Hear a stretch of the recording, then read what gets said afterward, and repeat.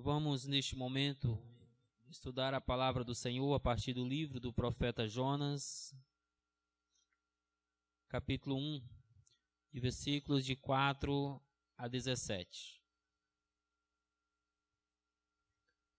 Jonas, capítulo 1, versículos de 4 a 17. Meus irmãos, em nossa mensagem anterior, a nossa mensagem anterior foi introduzida com a seguinte máxima: ordem dada é ordem cumprida. Também foi dito que esta máxima certamente não pode ser aplicada ao profeta Jonas, tendo em vista que ele recebeu uma ordem direta de Deus e mesmo assim o desobedeceu. É claro que esta máxima só requer obediência quando a mesma está em concordância com os termos legais. Assim, um oficial de justiça pode ser legalmente punido quando ele desobedece a uma ordem superior. Um soldado pode ser legalmente punido, advertido, quando este também desobedece a alguma ordem legal do seu superior. E de certa forma, nós podemos pensar em Jonas como um profeta a serviço do juiz dos céus e da terra. Podemos pensar em Jonas como um oficial da justiça divina que recebeu uma ordem direta de Deus.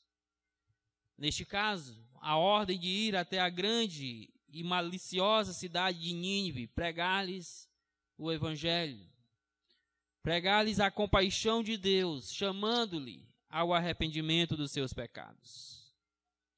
Assim, tendo em vista que ele desobedeceu a ordem recebida, agora ele vai ter que lidar com as consequências da sua decisão. E é justamente isto que o texto desta noite vai descrever. Algumas advertências de Deus para a vida daquele profeta, por conta dele ter desobedecido uma ordem direta que havia recebido do Senhor. E é claro que eu chamo a sua atenção nesta noite para pensar se no seu coração não há algumas das atitudes de Jonas. Para pensar se possivelmente Deus não está enviando algumas advertências para a sua vida, para lhe acordar, lhe despertar de algum ato de rebeldia contra Deus e a sua própria palavra. Vamos assim ler o texto, Jonas, capítulo 1, versículos de 4 a 17. Mas o Senhor lançou sobre o mar um forte vento, e fez-se no mar uma grande tempestade, e o navio estava a ponto de se despedaçar. Então os marinheiros, cheios de medo, clamavam cada um ao seu Deus e lançavam ao mar a carga que estava no navio para o aliviarem do peso dela. Jonas, porém, havia descido ao porão e se deitado, e dormia profundamente. Chegou-se a ele o mestre do navio e lhe disse: "O que se passa contigo? Agarrado no sono? Levanta-te, invoca o teu Deus. Talvez assim esse Deus se lembre de nós, para que não pereçamos." E diziam uns aos outros: "Vinde e lancemos sorte, para que saibamos por causa de quem nos sobreveio este mal." E lançaram sortes, e a sorte caiu sobre Jonas. Então lhe disseram: "Declara-nos agora, por causa de quem nos sobreveio este mal. Que ocupação é a tua? De onde vens? Qual a tua terra? E de que povo tu és?" Ele lhes respondeu: "Sou hebreu e temo ao Senhor, o Deus do céu, que fez o mar e a terra." Então os homens ficaram possuídos de grande temor e lhe disseram: "Que é isso que fizeste?" Pois sabiam os homens que ele fugia da presença do Senhor, porque ele o havia declarado. Disseram-lhe: "Que te faremos para que o mar se nos acalme?" Porque o mar se ia tornando cada vez mais tempestuoso. Respondeu-lhe: "Tomai-me e lançai-me ao mar, e o mar se aquietará, porque eu sei que por minha causa vos sobreveio esta grande tempestade." Entretanto, os homens remavam, esforçando-se por alcançar a terra, mas não podiam, porquanto o mar se ia tornando cada vez mais tempestuoso contra eles. Então clamaram ao Senhor e disseram: Ah, Senhor, rogamo-te que não pereçamos por causa da vida deste homem, e não faças cair sobre nós este sangue, quanto a nós inocente, porque tu, Senhor, fizeste como te aprouve. E levantaram a Jonas e o lançaram ao mar, e cessou o mar da sua fúria. Temeram, pois, estes homens em extremo ao Senhor, e ofereceram sacrifício ao Senhor e fizeram votos. Deparou o Senhor um grande peixe para que tragasse a Jonas, e este esteve 3 dias e 3 noites no ventre do peixe. Amém?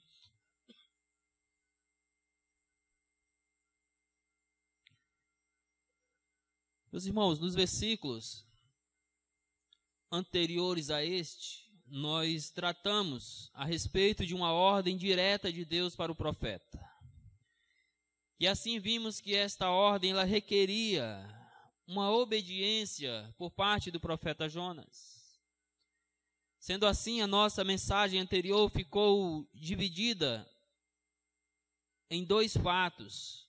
Primeiro, a obediência requerida por Deus ao profeta, quando assim Deus o chama e o ordena a ir até a grande cidade de Nínive pregar contra ela.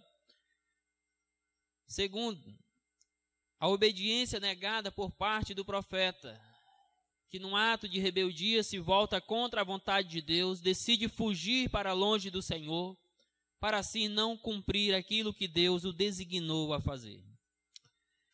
E o versículo 3 finaliza dizendo que Jonas embarcou em um navio que ia para Tarsis. E o propósito dele embarcar neste navio era justamente, conforme diz o texto, fugir para longe da presença do Senhor. E nós já vimos que Tarsis era o lugar conhecido de maior distância entre a localidade do profeta neste momento, entre o lugar mais distante do local que o profeta se encontrava neste momento. O texto de hoje vai mostrar a reação de Deus diante da desobediência de Jonas, na sua tentativa de fugir da vontade do Senhor. Nós vamos perceber, meus irmãos, que Deus vai usar várias maneiras para advertir o profeta da sua rebeldia e chamá-lo para o caminho da obediência, para o caminho da vontade do Senhor para a sua vida. Sendo assim, quero desenvolver com os irmãos, a partir desse texto, de que a desobediência nos torna insensível para as advertências de Deus. E vamos ressaltar nesta noite 4 insensibilidades causadas pela desobediência àquilo que o Senhor requer de nós. A primeira é a insensibilidade para as circunstâncias enviadas por Deus para nos advertir. Acompanhe comigo a partir do versículo 4 ao versículo 5, como que Deus vai enviar ou permitir que aconteçam várias circunstâncias na vida deste profeta neste momento, com o objetivo de adverti-lo, de chamar a sua atenção para a sua desobediência ao Senhor. E a sentença ou a frase, mas o Senhor lançou sobre o mar um forte vento, aponta para a reação de Deus diante da fuga de Jonas, para não pregar para a impiedosa cidade de Nínive. Deus vai intervir na sua fuga, enviando fatos contundentes para convencê-lo de seu pecado, da sua desobediência. Meus irmãos, a tempestade não foi uma mera coincidência, não foi coisa do acaso. Ela foi enviada pelo próprio Deus para frear a desobediência do profeta. Por isso diz o texto que foi o Senhor que lançou sobre o mar um forte vento. Embora as tempestades fosse algo comum para aqueles que navegavam em alto mar, esta foi de força diferenciada, ela se tornava cada vez mais tempestuosa, nada podia conter aquela tempestade ou aliviar a sua força sobre aquela embarcação. Por isso que diz o texto, o navio estava a ponto de se despedaçar. E então os marinheiros, cheios de medo, clamavam cada um ao seu Deus e lançavam ao mar as cargas que estavam no navio para o aliviarem do peso dela. Porém, a violenta tempestade era apenas Deus usando da sua compaixão para despertar o profeta Jonas da sua rebeldia, ao mesmo tempo em que era uma ferramenta disciplinar de Deus para a vida dele. Enquanto os marinheiros estavam desesperados, fazendo de tudo para controlar a embarcação, Jonas simplesmente dormia profundamente. Descer ao porão e dormir profundamente denuncia a rebeldia e indiferença deste profeta para com a ordem que ele havia recebido de Deus. Por isso é necessário que o Deus lance sobre o mar um forte vento, traga uma tempestade nunca vista, para que assim ele pudesse acordar não apenas do seu sono, mas principalmente da sua rebeldia a Deus. O objetivo de Deus, meus irmãos, ao enviar a tempestade, foi curar o coração do profeta da sua desobediência. Foi chamá-lo de volta para o caminho certo. Foi mostrar-lhe que a sua atitude não foi agradável a Deus. Por vezes, Deus também envia algumas tempestades para as nossas vidas. Por vezes, Deus permite que algumas coisas aconteçam conosco, para assim chamar a nossa atenção, nos advertir de algum caminho errado que porventura estejamos trilhando, nos advertir, meus queridos irmãos, sobre algum ato de desobediência ao Senhor. Portanto, esta porção do texto nos ensina que uma das formas de Deus chamar a nossa atenção quando estamos em erro é enviando determinadas situações, circunstâncias que gritem aos nossos ouvidos e aos nossos corações que nós precisamos retornar ao centro da vontade de Deus. Na sua soberania, o Senhor permite e usa as situações desta vida para disciplinar os seus servos, para trazê-los de volta ao caminho da obediência. E nós não podemos ser insensíveis a isto. Ao contrário, precisamos estar atentos, precisamos orar por discernimento a respeito dos propósitos de Deus na referida situação. Não sejamos, meus irmãos, como o profeta Jonas, que apesar de todas as evidências, todas as circunstâncias estarem contra ele naquele momento, não havia ainda percebido que aquilo era a mão de Deus para o advertir dos seus erros diante da presença do Senhor. Como disse certo comentarista, quem foge da vontade de Deus, logo se verá cercado por circunstâncias que parecem fatais. E diz ainda, quem viaja na contramão da vontade de Deus está a caminho de uma grande tempestade. Nós temos muitas pessoas em nossas igrejas a caminho de uma tempestade, porque estão andando na contramão da vontade do Senhor. E eu não estou em momento nenhum querendo dizer que toda circunstância difícil que você enfrenta é porque você está fora ou andando contra a vontade do Senhor, longe disso. Mas apenas estou dizendo que você precisa ter discernimento. Se algumas coisas que estão lhe acontecendo não são coisas que Deus está usando para chamar a sua atenção, para lhe advertir de algum erro que porventura você esteja inserido. Se não são algumas formas que Deus está usando para lhe chamar a atenção e lhe dizer que você está na contramão da vontade dele. Contudo, precisamos entender que o propósito do Senhor não era destruir Jonas. Que o propósito do Senhor não é destruir você, se este for o seu caso, mas é restaurá-lo e trazê-lo ao centro da vontade dele. O propósito de Deus neste momento para o profeta não era tirar-lhe a vida, porque o Senhor vai lhe dar de um grande livramento logo mais à frente. Mas era o objetivo de Deus chamar a sua atenção, restaurá-lo, trazê-lo de volta ao caminho da obediência. Isso, meus queridos irmãos, porque este Deus, que é um Deus soberano,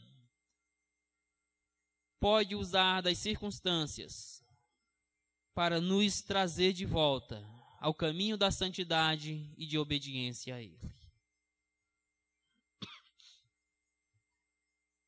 Mas, em segundo lugar,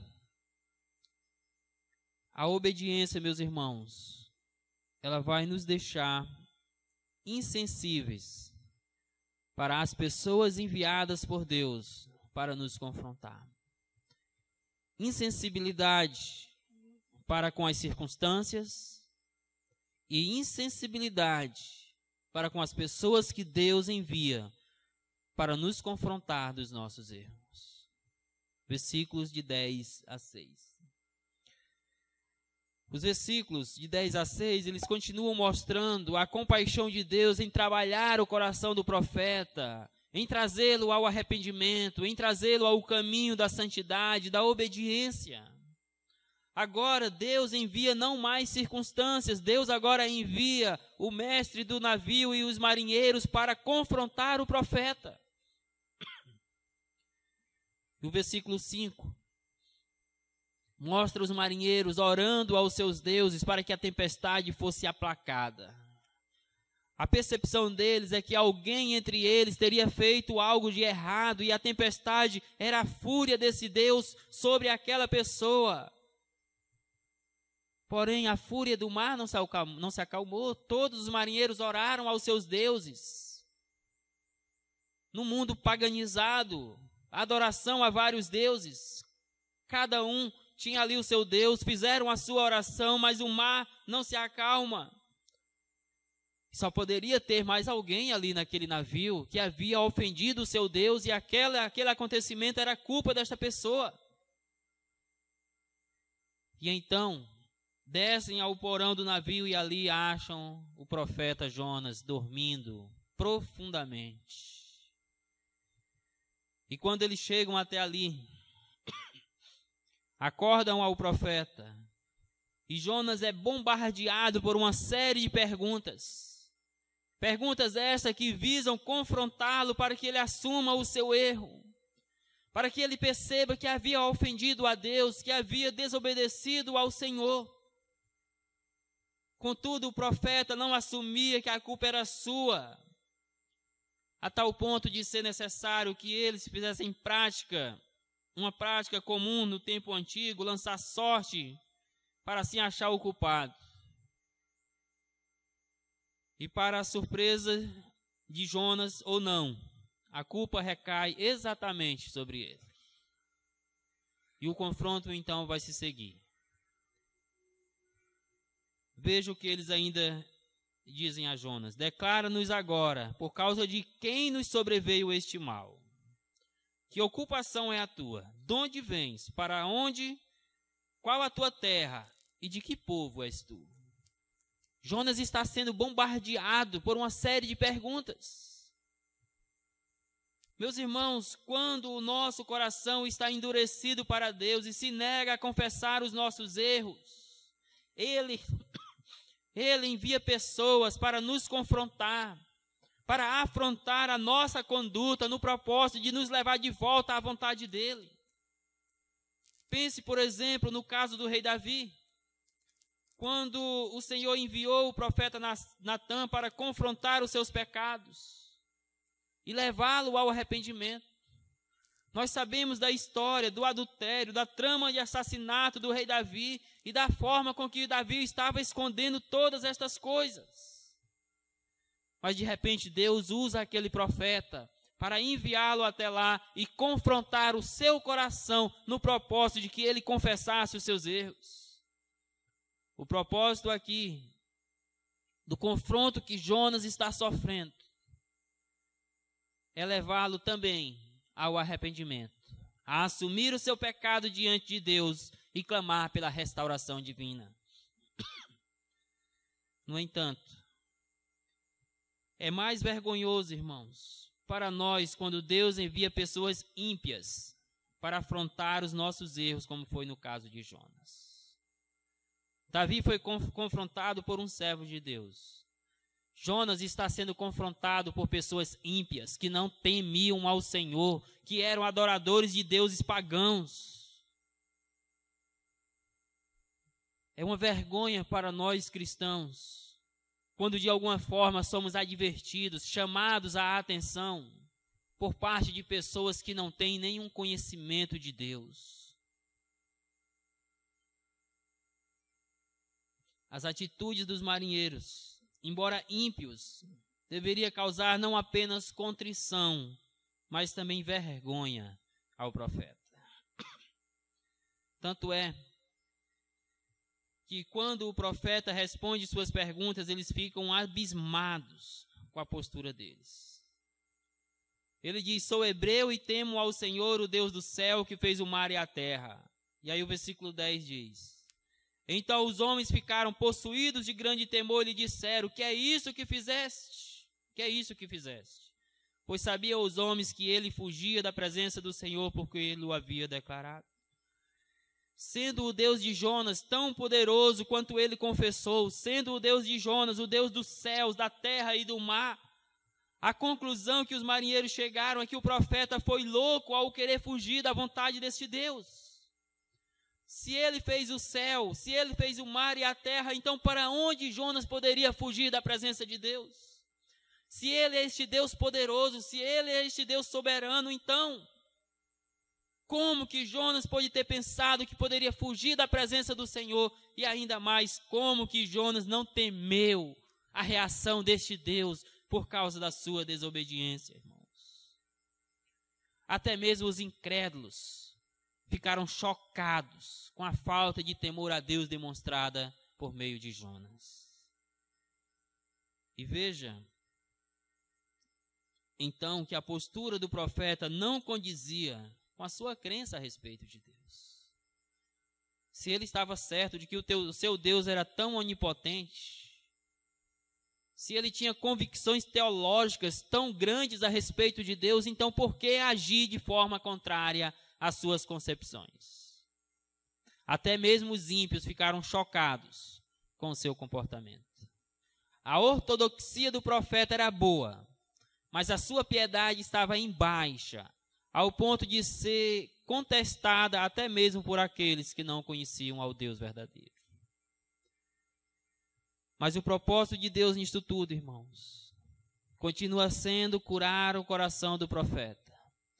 Continua sendo, irmãos, levar Jonas a uma confissão de arrependimento, que só vai acontecer lá no capítulo 2, na sua oração.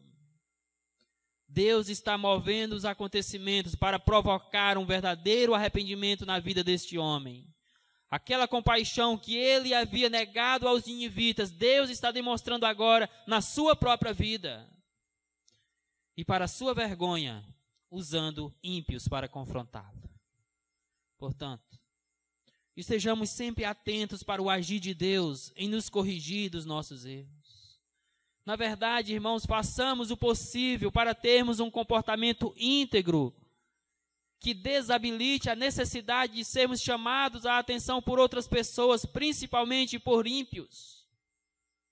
Mas eu digo também, estejamos atentos, sensíveis, porque muitas vezes Deus vai usar pessoas para nos advertir do nosso comportamento errado, para confrontar os nossos erros, os nossos pecados. Deus pode usar circunstâncias, Deus pode usar pessoas, mas o propósito dele é sempre restaurar a vida dos seus servos. Por isso, não fique zangado. Se por alguma ocasião algum irmão lhe exortar, chamar a sua atenção diante de algum erro que é aparente, ao contrário, alegre-se porque Deus enviou essa pessoa para corrigir a sua vida. Isso é uma demonstração do amor de Deus, da compaixão de Deus, que não deseja que você caminhe nos caminhos da desobediência. Ah, irmãos, mas quantas vezes nós nos chateamos, quantas vezes chegamos a ficar irados, Quando pessoas que muitas vezes são enviadas por Deus para o nosso bem, para nos ajudar a sair de algum pecado, a corrigir alguma falha na nossa conduta, e nós não olhamos nessa perspectiva, e por isso nos iramos com aquela pessoa. Tenhamos discernimentos. É verdade que muitas pessoas o farão por perseguições, é verdade que muitas pessoas o farão de maneira injusta, mas tenha discernimento, porque haverá pessoas que serão enviadas por Deus para ajudar a sua vida de santidade e obediência a Ele. Portanto, já vimos duas insensibilidades que são causadas em nós por conta da desobediência a Deus. A primeira é a insensibilidade para com as circunstâncias enviadas por Deus para nos advertir. A segunda é a insensibilidade para com as pessoas enviadas por Deus para nos confrontar. E a terceira é a insensibilidade para as consequências da desobediência, versículos de 11 a 14. Nos versículos anteriores, nós temos o registro da concepção que Jonas tem a respeito do ser de Deus. Ele diz: sou hebreu e temo ao Senhor, Deus dos céus, que fez o mar e a terra. Contudo, a postura é tão contraditória com a sua confissão que chocou até mesmo os marinheiros incrédulos. Não teria algo, irmãos, de Jonas em nós? Não estaríamos nós com a doutrina correta, com a concepção certa a respeito de Deus, mas com a prática errada? Não estaríamos nós, porventura, vivendo uma ortodoxia morta, tanto quanto o profeta Jonas neste momento da história? Não basta nós termos uma doutrina correta, uma ortodoxia bíblica. Nós precisamos ter uma prática de vida cristã piedosa, que seja condizente com nossa confissão de fé. Veja que Jonas tinha um conceito correto sobre Deus. Eu temo ao Senhor, o Deus soberano, Deus nos céus, Deus na terra e Deus no mar, e Deus do mar. Mas aí quando aqueles marinheiros vão olhar para a atitude do profeta, eles ficam chocados.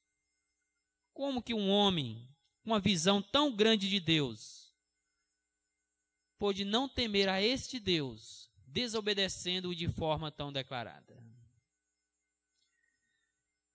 Não haveria um pouco ou muito da atitude de Jonas em nosso coração nesta noite? Ao ouvirem que o Deus de Jonas controla os céus, controla o mar e controla a terra, os marinheiros temeram sobremodo ao Senhor. E perceba que, na primeira vez, quando os marinheiros se dirigem a Jonas e pedem para que eles orem ao seu Deus, é usado lá o D minúsculo, porque eles estão se referindo a Deus como qualquer outro Deus. Mas quando eles aqui conhecem a respeito, ou eles ouvem a respeito deste Deus, Deus do céu, que fez o mar e a terra, eles já mudam. Agora eles vão se referir a Deus como Senhor de todas as coisas. Agora a Bíblia já usa Senhor com S maiúsculo. É Deus com D maiúsculo, irmãos. Porque agora eles passarão a ter um temor de Deus que Jonas não teve. Que havia uma crença entre eles de que quando o mar ficava sobre modo agitado era porque alguns dos tripulantes haviam ofendido ao seu Deus e que por isso cada um dos marinheiros precisavam clamar ao seu Deus para que a fúria pudesse se acalmar. No entanto, a fúria continuava cada vez mais forte. Agora perceba que Jonas não orou. Eles pediram a Jonas: ore ao seu Deus, para quem sabe a fúria do mar se acalmar. Jonas não orou. Por que ele não orou, irmãos? Ele não estava em condições. Ele não estava neste momento em condições de orar, porque a sua vida estava fora dos propósitos de Deus. E uma das coisas que o pecado faz conosco é roubar as nossas forças espirituais. É roubar o nosso desejo de orar, é roubar a nossa alegria da presença de Deus. Jonas não orou porque ele estava envolvido no pecado da desobediência aqui. Por isso eles pediram para que Jonas orasse, coisa que parece e que ele não fez. A conclusão dos marinheiros é que a tempestade e tudo quanto ela envolvia era consequência da rebeldia de Jonas ao seu Deus. Visto que todos já haviam orado e a tempestade continuava, só faltava Jonas orar e lançaram sorte ainda. A sorte caiu sobre Jonas para confirmar, não tinha para onde fugir. Jonas, a culpa é tua, era a conclusão dos marinheiros. Coisa que ele mesmo vai dizer mais à frente. No entanto, até o momento o profeta ainda não percebeu essa verdade. O pecado ele nos torna indiferente e insensível para as suas consequências.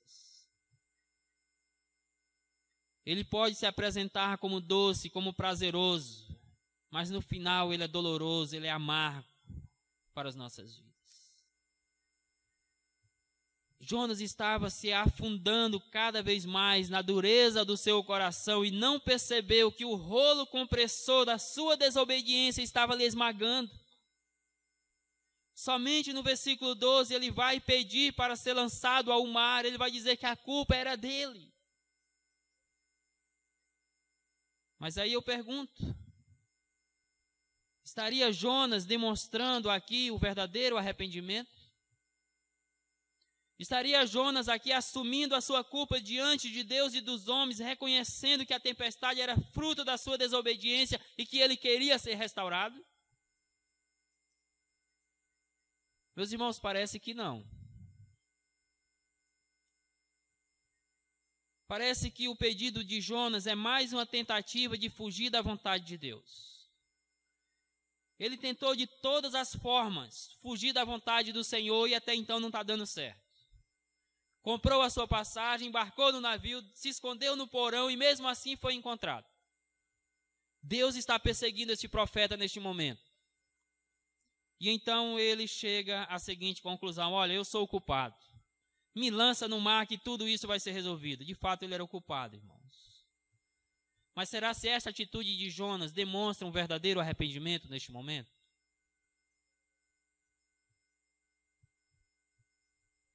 Ao meu ver, irmãos, isto é mais uma tentativa dele fugir da vontade do Senhor. Fato este que vai ficar mais claro lá no capítulo 4. Na verdade, Jonas está aqui como que dizendo: eu prefiro morrer do que ir pregar na cidade de Nínive. Ele quer a morte, mas não por estar com um sentimento altruísta neste momento. Ele quer a morte porque ele prefere a morte do que ir pregar na cidade de Nínive, conforme ele mesmo vai dizer lá no capítulo 4.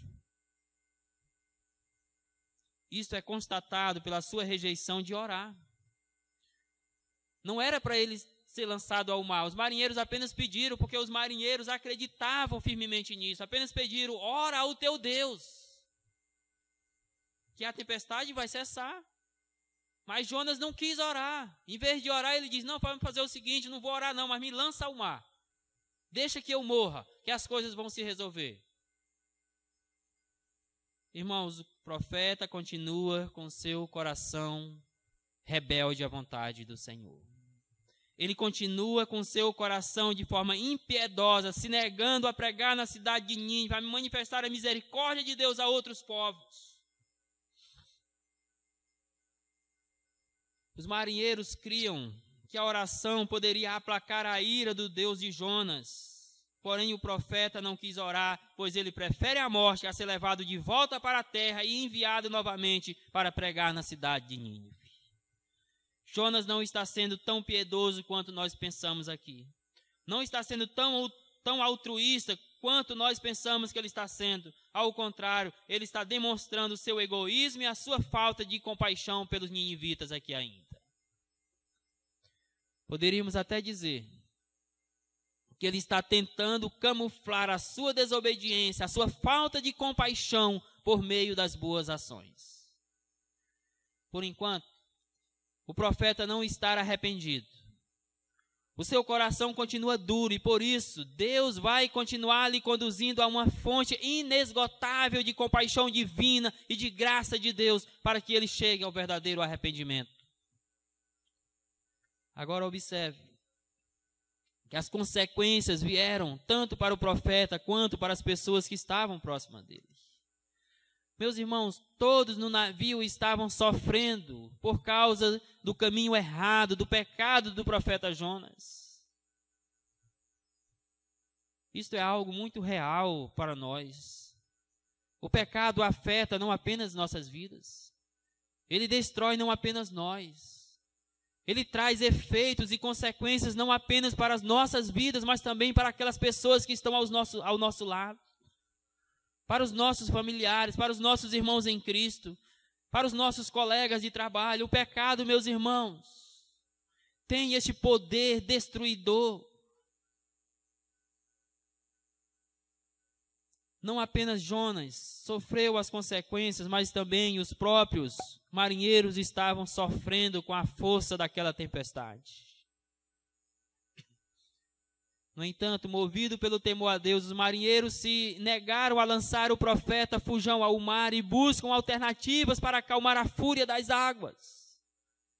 Mais uma vez, os ímpios demonstram mais temor a Deus do que o próprio profeta Jonas. Pois eles temiam, conforme diz o versículo 14, então clamaram ao Senhor e disseram: Ah, Senhor, rogamo-te que não pereçamos por causa da vida deste homem, e não faças cair sobre nós este sangue, quanto a nós inocentes, porque tu, Senhor, fizeste como te aprouve. O temor destes homens, do Deus dos céus, do mar e da terra é tão grande, que mesmo Jonas, dizendo: olha, me lance ao mar que tudo se resolve, eles se negaram a fazer. Mas a fúria do mar não se acalmava, então eles clamam ao Senhor, eles oram ao Senhor dos céus, da terra e do mar, que Jonas confessou, no entanto não orou, para pedir: Senhor, não faça vir sobre nós o sangue deste homem, porque tu fizeste como te aprouve.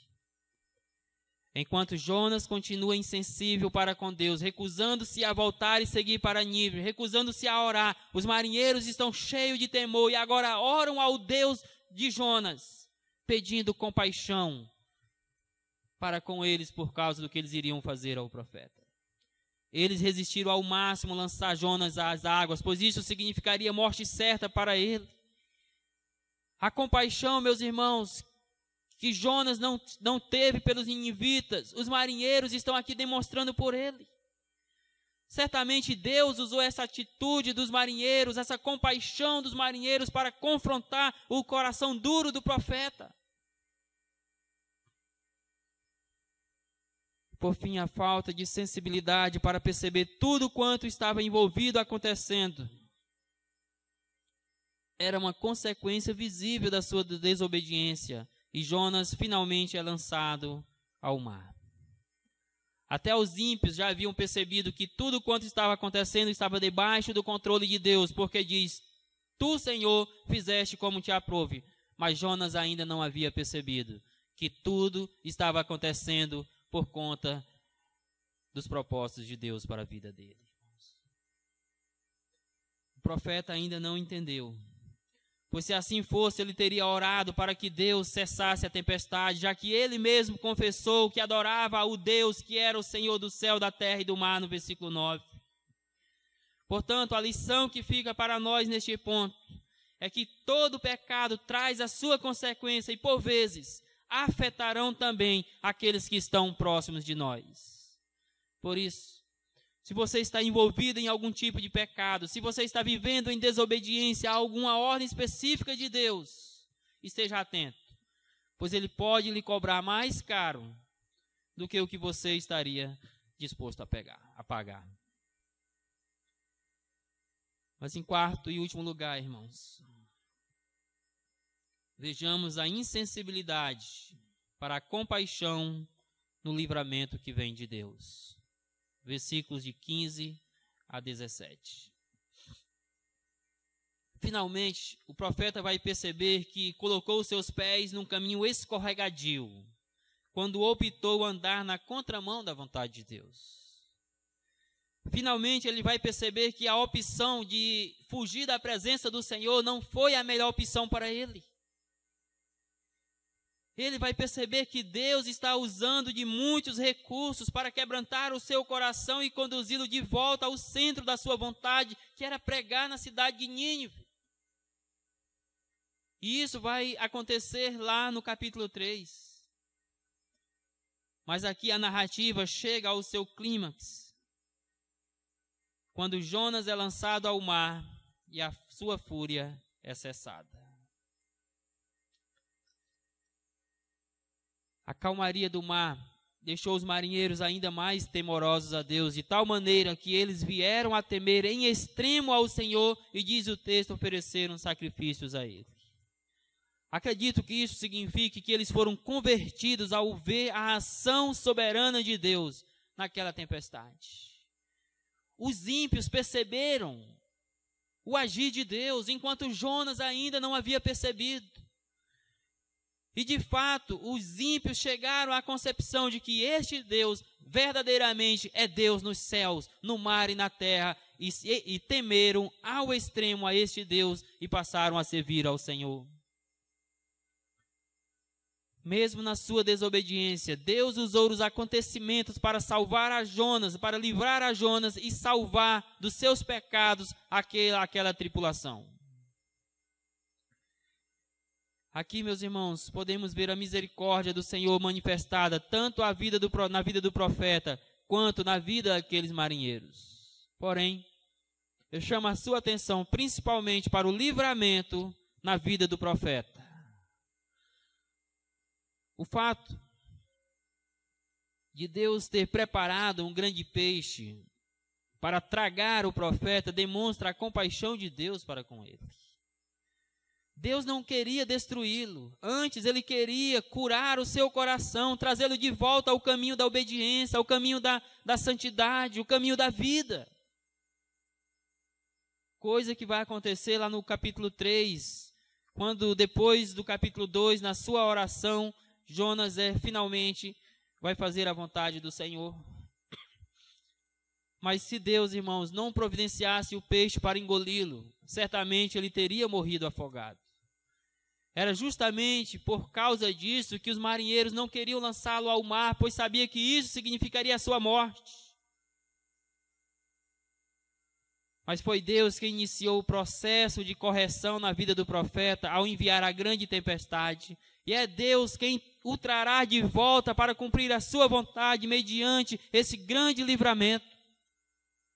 Jonas não somente deveria reconhecer a soberania de Deus em ação, mas também ele deveria observar o livramento que o Senhor estava trazendo para a sua vida, a compaixão que Deus estava lhe demonstrando ao livrá-lo da morte, mesma compaixão essa que ele se negara a demonstrar aos ninivitas. É claro que nós não sabemos que peixe era esse, até porque o peixe não é o centro da história, é um detalhe apenas. O peixe é apenas uma espécie de salva-vidas usado por Deus para livrar o profeta da morte. E embora alguns questionem a historicidade deste fato por conta da sua sobrenaturalidade, é justamente nisso que nós vemos o poder soberano de Deus em ação. Naturalmente, seria difícil entender alguém ser engolido por um peixe, passar 3 dias e 3 noites em seu ventre e mesmo assim ser resgatado intacto na sua vida. Mas o propósito disso tudo, desta cena sobrenatural, verídica, é mostrar a compaixão que Deus está tendo do profeta de livrá-lo da morte de forma sobrenatural. Este fato é tão real que o Senhor Jesus Cristo o cita como evidência histórica da sua própria ressurreição. Quando ele diz que assim como Jonas passou 3 dias e 3 noites no ventre do peixe, assim ele também, após a sua morte, passaria 3 dias e 3 noites no ventre da terra, mas que ressuscitaria ao terceiro dia. Portanto, estejamos sempre atentos para a compaixão de Deus demonstrada nas nossas vidas. Mas eu lhe digo, não espere ficar numa situação crítica, numa situação difícil como Jonas, para reconhecer que Deus está constantemente cuidando da sua vida, demonstrando a sua compaixão para com você, trazendo grandes livramentos para a sua vida. Não espere uma grande tempestade para poder viver no centro da vontade de Deus. Esteja sempre aberto para o agir, para compreender o agir compassivo do Senhor demonstrado na sua vida. Portanto, conforme estudado nesta noite, a desobediência a Deus nos deixa insensível para as advertências dele para a nossa vida. E destacamos 4 insensibilidades causadas pela desobediência ao Senhor. Primeiro, a insensibilidade para as circunstâncias enviadas por Deus para nos corrigir, para nos advertir. Quantas vezes coisas estão nos acontecendo e é Deus usando aquelas situações para abrir os nossos olhos, para nos corrigir, e nós não percebemos. Segundo, a insensibilidade para com as pessoas que Deus envia para nos confrontar, para nos advertir, para abrir os nossos olhos, para apontar os nossos erros, os nossos pecados. Terceira, a insensibilidade para as consequências da desobediência. Quantas pessoas estão sofrendo nas mãos do pecado e não percebem que Deus está lhe chamando ao arrependimento.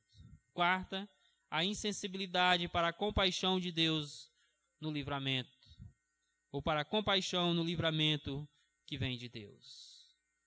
O propósito do Senhor não é lhe destruir, é lhe restaurar.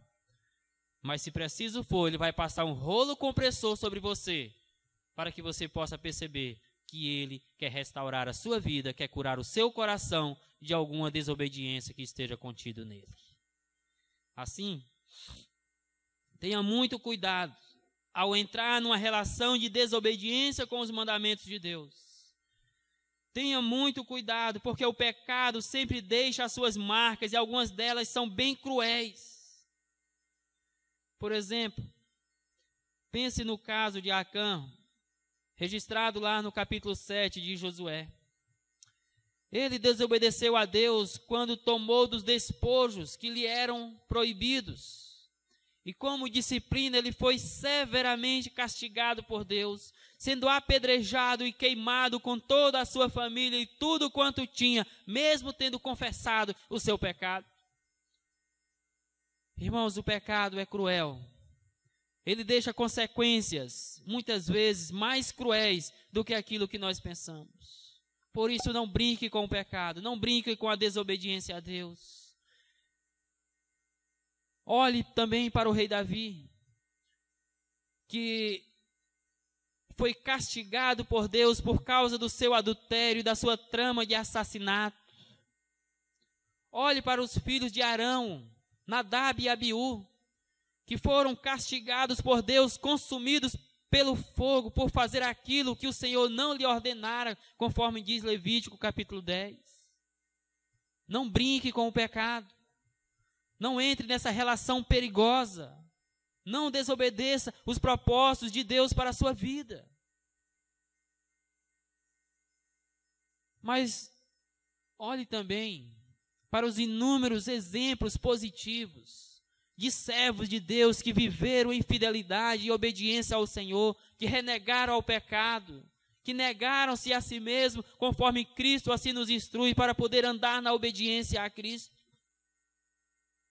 Olhe, por exemplo, para a obediência inegociável de Pedro e demais apóstolos, registrado lá em Atos capítulo 5, 29. Quando eles estavam pregando o Evangelho, anunciando a Cristo, e de repente foram ordenados pelas autoridades a não mais falar no nome de Jesus Cristo. Mas veja a resposta ousada do apóstolo Pedro e demais. Então Pedro e os demais afirmaram: antes importa obedecer a Deus do que aos homens.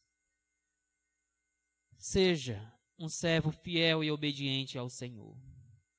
Por fim, eu lhe chamo para olhar para Cristo, pois Jesus Cristo é o nosso supremo exemplo e também modelo de perfeita obediência a Deus. É verdade, irmãos, que a obediência é uma luta, que por vezes nós vamos falhar, mas olhe para Cristo como padrão da sua obediência. Veja, por exemplo, o que é dito em Filipenses 2, de 5 a 8. Tende em vós o mesmo sentimento que houve também em Cristo Jesus.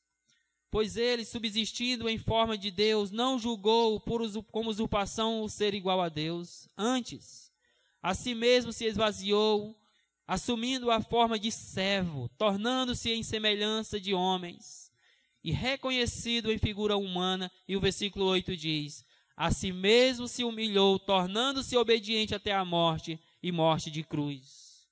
Cristo é o padrão de perfeita obediência ao Pai. Portanto, caminhe nos rastros do Senhor Jesus Cristo. Olhe para Ele. Se você está tendo lutas, se está difícil caminhar em santidade, em obediência a Deus, olhe para Cristo. Veja o quanto também o Senhor Jesus Cristo precisou padecer para fazer a vontade do Pai. Ele precisou morrer e ir uma morte de cruz para poder obedecer a Deus. Então renegue o pecado, renegue a si mesmo, renegue aquilo que está lhe sufocando e viva para a glória de Deus em obediência a Cristo Jesus. Não negocie a sua fidelidade, ao contrário, seja obediente até a morte, se lhe for preciso. Eu assim finalizo com 3 rápidas exortações. Primeira, tenha muito, mas muito cuidado mesmo com o pecado, pois ele lhe tira o prazer e a disposição de buscar a presença de Deus, como aconteceu com Jonas. Tudo que os marinheiros pediram a Jonas, inicialmente foi: Jonas, ora ao teu Deus para que esta tempestade cesse. Mas como que ele vai orar se o pecado já lhe roubou as suas forças? Como que ele vai orar se a sua desobediência já lhe roubou o prazer da presença de Deus? Como ele vai orar se neste momento ele certamente já se sentia envergonhado diante de Deus? Tenha muito cuidado, meu caro irmão e irmã, com o pecado. Não se envolva com o pecado, não negocie a sua santidade, a sua desobediência, porque ele vai roubar as suas forças espirituais e a sua alegria de servir a Deus. Segunda exortação. Em um mundo de hostilidade a Deus e às coisas de Deus, se apresente como um modelo a ser seguido e não de ser contestado, principalmente pelos ímpios. O profeta Jonas, naquela embarcação, era para ser um modelo de homem de Deus. No entanto, não foi isso que aconteceu. Ao contrário, ele teve que ser confrontado por pessoas ímpias que não serviam e nem, não serviam a Deus. Irmãos, este mundo é hostil a Deus. Ele anda na contramão da vontade do Senhor. Ele não aceita e nem poderia aceitar as coisas de Deus. Mas cabe a nós, como servos do Senhor, trazermos para este mundo pecaminoso um modelo que precisa ser seguido. Um modelo de homem de Deus, modelo de mulher de Deus, modelo de mãe que serve a Deus, modelo de esposa que serve a Deus, modelo de um pai que teme ao Senhor, modelo de um homem que verdadeiramente vive debaixo do temor de Deus. Você está sendo este modelo? A sua vida é um padrão digno de ser imitado? Ou será se há um pouco de Jonas em você nesta noite? Terceira exortação. Não seja displicente para perceber quando Deus está buscando lhe corrigir de algum erro, pois ele vai lhe corrigir, mesmo que ele tenha que chegar aos extremos. Deus começou enviando circunstâncias para Jonas. Jonas não deu atenção. Deus continuou enviando pessoas para confrontá-lo. Jonas ficou na mesma. Deus enviou as consequências para que, enfim, Jonas pudesse se acordar. Mas não deixou ele de beber das consequências da ira de Deus quando foi lançado ao mar. Mas também não ficou ele sem a manifestação da compaixão de Deus quando o resgatou do mar. Irmãos. Não seja displicente, não seja descuidado, não seja negligente, esteja atento. Olhe constantemente para a sua vida, para a sua caminhada, para a sua santidade. Pergunte-se a si mesmo, à luz das Escrituras, se a sua vida é condizente com a palavra de Deus. E se você achar que alguma coisa tem que ser corrigida na sua vida, o faça o quanto antes. Antes que este Deus soberano venha discipliná-lo com o propósito de restaurá-lo. Porque embora o propósito seja restaurar, irmãos, por vezes a disciplina pode ser muito dolorosa. Que Deus nos abençoe. E aí, espero que você tenha gostado desse vídeo que você acabou de assistir. Não se esqueça de dar seu joinha, seu like, compartilhar esse vídeo e se inscrever no nosso canal e ativar o sininho.